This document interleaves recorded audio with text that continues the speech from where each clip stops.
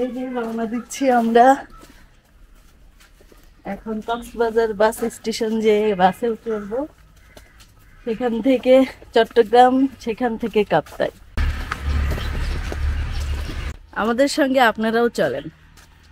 এবারে আমরা আমাদের আরেকটা সঙ্গীকে বাসায় রেখে যাচ্ছি। সেটা অবশ্যই আপনারা বুঝতে পারছেন যে আমি সবসময় মোটরসাইকেলে ভ্রমণ করি, আর এবার আমরা মোটরসাইকেলটা বাসায় রেখে যাচ্ছি। মালপত্র নিয়ে হাঁটে না আর। এই যে তিনজন দেখেন গাদাগাদি করে বসছি আমরা এখানে। আজকে সম্ভবত ঈদের দিন, আমি জানি না, হয়তো ঈদের দিন হতে পারে। এই তিনজন গাদাগাদি করে বসছি। অল্প কিছুদিন আগেও কক্সবাজার টু চিটাগং ভাড়া ছিল 350 টাকা পার হেড। আজকে সেই ভাড়া 420 টাকা, মানে কক্সবাজার থেকে চিটাগং হচ্ছে 420 টাকা। এই 420 টাকা বাঁচানোর জন্য আমরা 2 সিটে 3 জন বসছি গাদাগাদি করে এই জায়গায়।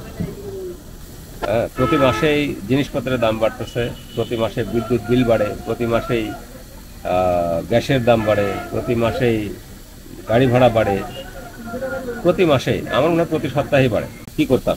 তো ফেসবুকে দেখলাম যে কারো নারীরা আর কি, কেউ বলছে তার মার্কেটের 2 লাখ টাকা, কেউ বলছে 3 লাখ টাকা, কেউ বলছে 20,000 টাকা বাজেট, ঈদ মার্কেটের বাজেট। আর পুরুষরা বলছে তাদের আন্ডারপ্যান্ট কেনার পয়সা নাই। এই হচ্ছে অবস্থা।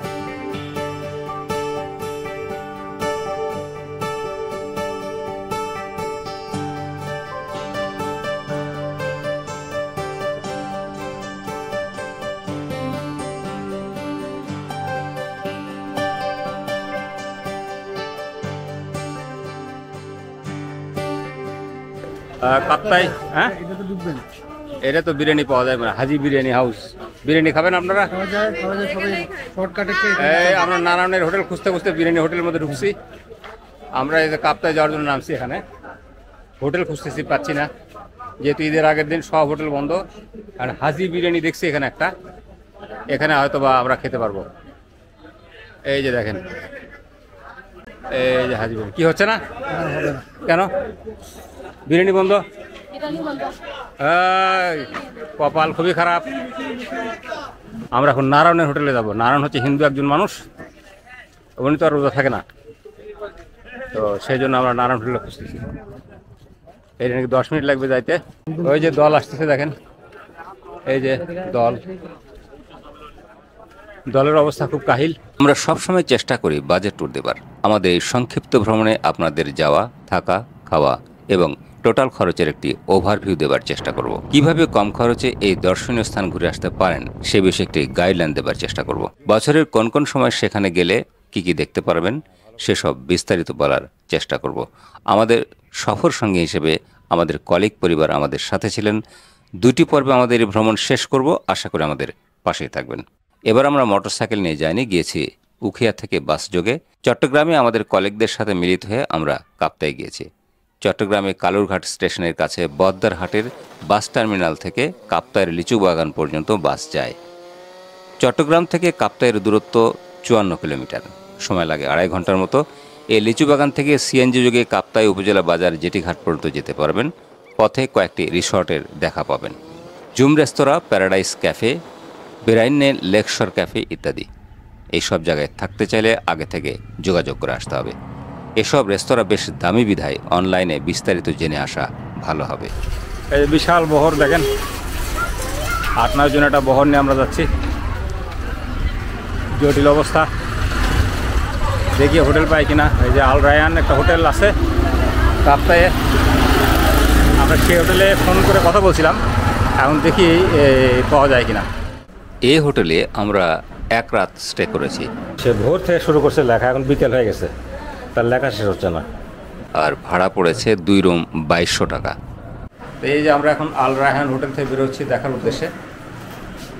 এই হোটেলটা সিমসাম, ছোটোখাটো, খুব সুন্দর। চট্টগ্রাম থেকে লিচু বাগান পর্যন্ত 170 টাকা বাস ভাড়া এবং লিচু বাগান থেকে কাপ্তাই পর্যন্ত সিএনজি ভাড়া 40 থেকে 50 টাকা নিতে পারে জনপ্রতি।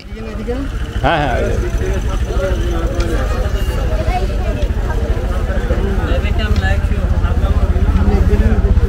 ওই যে এদিকে এই সে আনারস এই কত করে ভাই? আনারস কত করে? কোনটা জোড়া 100 টাকা? কি রে ভাই, আনারসের দেশে এত দাম? হ্যাঁ,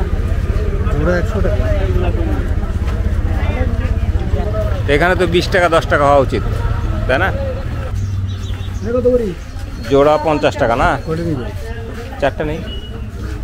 5টা আনারস কিনলাম আমরা 100 টাকা দিয়ে। ভাইয়ার হাতে 3টা, আমার হাতে 3টা।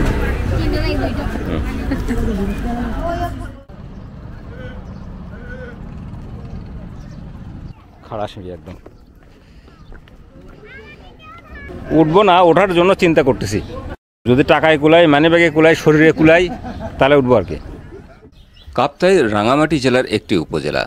এখানে রয়েছে এশিয়ার সবচাইতে বড় কাপ্তাই লেক। এতে সবুজে ঘেরা পাহাড়ি ঝর্ণা, আঁকাবাঁকা রাস্তা এবং ছোট ছোট পাহাড়ের অপার সৌন্দর্য আপনার ব্যস্তময় জীবনে আনবে স্বস্তি। প্রায় 11,000 বর্গ কিলোমিটার পর্যন্ত বিস্তৃত কৃত্রিম এই হ্রদটি দক্ষিণ এশিয়ার মধ্যে আয়তনে সবচেয়ে বড়। এই লেকের একদিকে পাহাড়গুলো যেমন আছে সবুজ ঘেরা গাছের সমারোহ, অপরদিকে লেকের জলে রয়েছে বহু প্রজাতির মাছ। 1956 সালে পাকিস্তান সরকার পানি বিদ্যুৎ কেন্দ্রের জন্য কর্ণফুলী নদীর উপর নির্মাণ করে কাপ্তাই হ্রদ। রাঙামাটি জেলার 54,000 একর জমি প্লাবিত হয়েই এই লেকের সৃষ্টি। প্রকৃতি প্রেমীরা বোট বা নৌকা ভাড়া করে লেকের জলে ভাসতে ভাসতে চারপাশটা দেখে নিতে পারেন।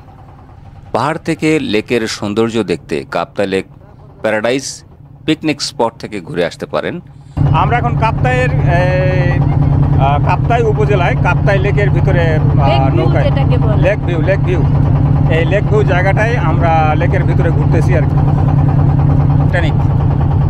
দল বেঁধে নৌবিহার কিংবা প্যাডেল বোটে চড়ে লেক ভ্রমণ করার সুযোগ রয়েছে এখানে। এছাড়া স্পিড বোট বা নৌকা রিজার্ভ নিয়ে কাপ্তাই লেক ঘোরার পাশাপাশি রাঙামাটির ঝুলন্ত ব্রিজ, সুবলং ঝর্ণা, রাঙামাটি শহর সহ আরো অনেক স্পট ঘুরে দেখতে পারবেন এখান থেকে। ভালো লাগছে আমাদের বাংলা ভাষা, আর ওদের ভাষায় সেটাকে বলে দোল লাগে। অনেক সুন্দর, তাই না? এই যারা, এই যে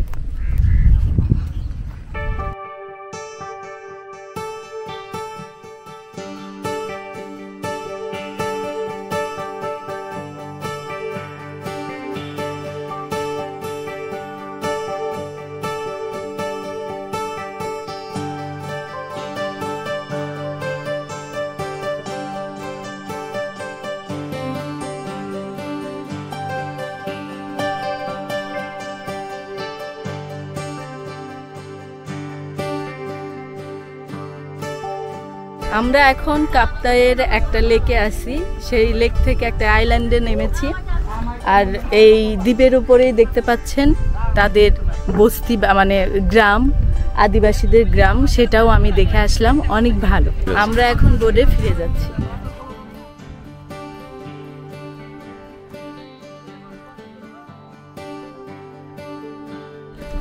আমরা এখন একটা ছবি তুলবো এখানে। আসছি, একটা স্মৃতি তো নিয়ে যেতে হবে। আমি জানি না আর জীবনে আসতে পারবো কিনা, তো আমার সঙ্গে আপনাদের এই কি বলবো, আমার সঙ্গে আপনাদের এই মুহূর্তগুলো স্মৃতি হয়ে থাকবে।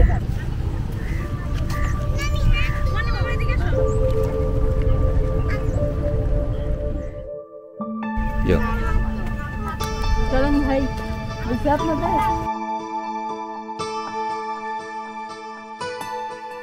এখন বলো তোমার নাম কি? উদ্ভাসিতা দে। চমৎকার নাম। তুমি কোন ক্লাসে পড়ো? গণপূর্ত বিদ্যালয় কেজি। বাহ বাহ বাহ বাহ। তোমার আব্বু কি করেন? বাবা অফিসে যায়। অফিসে যায়। আচ্ছা, আর কি? অফিসে যায় আর খায়। খুব চমৎকার। অফিসে যায় আর খায়। আমরা কাপ্তাই হ্রদ ঘুরে বেড়ানোর জন্য যে নৌকা ভাড়া করেছিলাম, সেই নৌকা ভাড়া 3 ফ্যামিলি মিলে আমরা 1500 টাকায় রফা করেছিলাম। কাপ্তাইয়ের কাছেই কর্ণফুলী নদীতে কায়াকিং করার ব্যবস্থা আছে, চাইলে সে অভিজ্ঞতাও নিতে পারবেন। কাপ্তাই লেকের মাঝখানে ছোট ছোট দ্বীপে কিছু রেস্তোরাঁ গড়ে উঠেছে, চাইলে সেখান থেকে দুপুরের খাবার কিংবা প্রয়োজনীয় খাবার সংগ্রহ করে নিতে পারেন।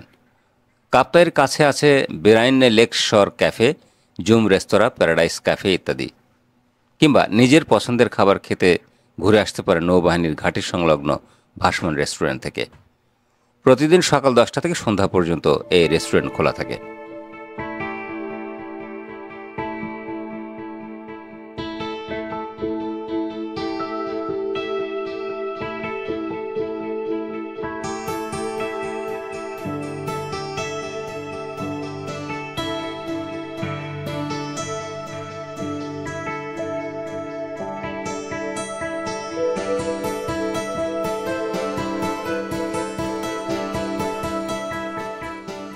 আমরা এখন চিতমরম মন্দিরটা দেখব, তো সেখানে আমরা চলে এসেছি। এখন আমরা বোটে চড়বো, তারপরে নদীর ওই পাশে মন্দিরটা আছে সেটা দেখব।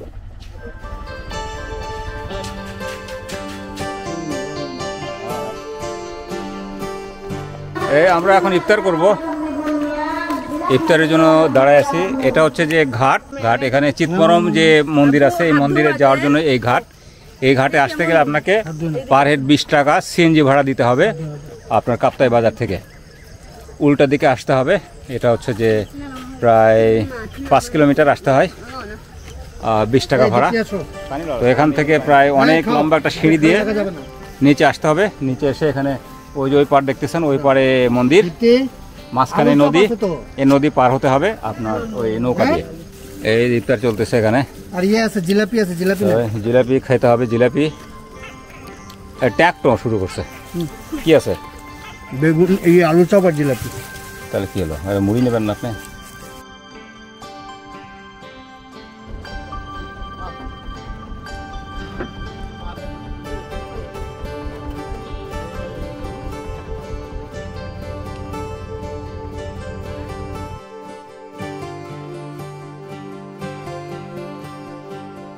কাপ্তাই উপজেলার 3 নম্বর চিতপুরম ইউনিয়নে অবস্থিত এটি বৌদ্ধ বিহার বিশেষ। 1912 খ্রিস্টাব্দে উত্তর পরাক্রম মহাথেরের নেতৃত্বে এই অঞ্চলের আর্থিক সাহায্যে ও কায়িক পরিশ্রমে 22 একরের 2টি অনুচ্চ টিলার উপর প্রধান 2টি মন্দির বিশিষ্ট এ বিহারটি প্রতিষ্ঠা করা হয়। 1927 খ্রিস্টাব্দে একজন বৌদ্ধ ধর্মাবলম্বী বর্মী নাগরিক চিতমরম এলাকায় এসে বসবাস শুরু করেন। তিনি নিজ অর্থ ব্যয় করে বার্মা থেকে কাঠসহ বিভিন্ন নির্মাণ সামগ্রী ও নির্মাণ শিল্পে এনে নানাভাবে বিহারটিকে অলঙ্কৃত করেন। এরপর দীর্ঘদিন বিহারটি এরকমই থেকে যায়। 1984 থেকে 98 খ্রিস্টাব্দের ভিতরে এই বিহারের দায়ক দায়িকারা স্বেচ্ছাশ্রমের মাধ্যমে নদীর তীরবর্তী এলাকা থেকে একটু দক্ষিণে নতুনভাবে শৈল্পিক ও নান্দনিক কারুকার্যমণ্ডিত ইটের গাঁথুনি দিয়ে নতুন বৌদ্ধ বিহার নির্মাণ করেন।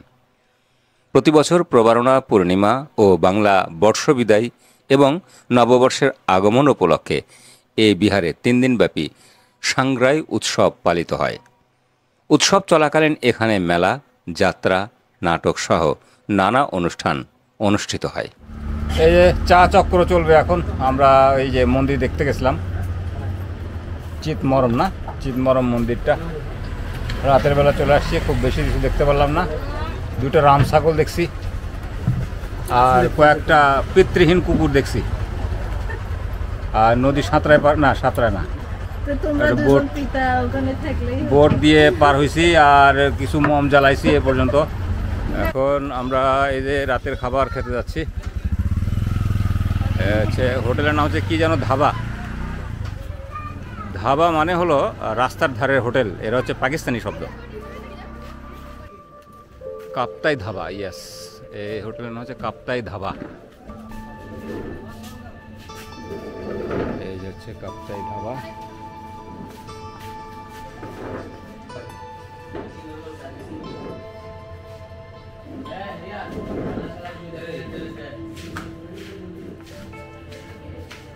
এটা হচ্ছে যে কাপ্তাইয়ের জেটি ঘাটের পাশেই এই হোটেলটা।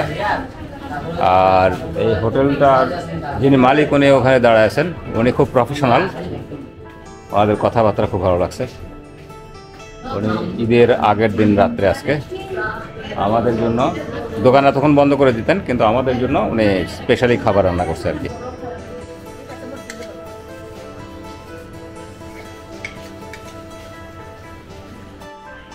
এই যে আমাদের আনারস চলে আসছে। এখন রাতের খাবারের পর একটু ফল আমরা এনজয় করব। হ্যাঁ, আমরা এখন আনারস খাওয়ার পায়তারা করতেছি। কেমন না এই যে আনারসের চেহারা।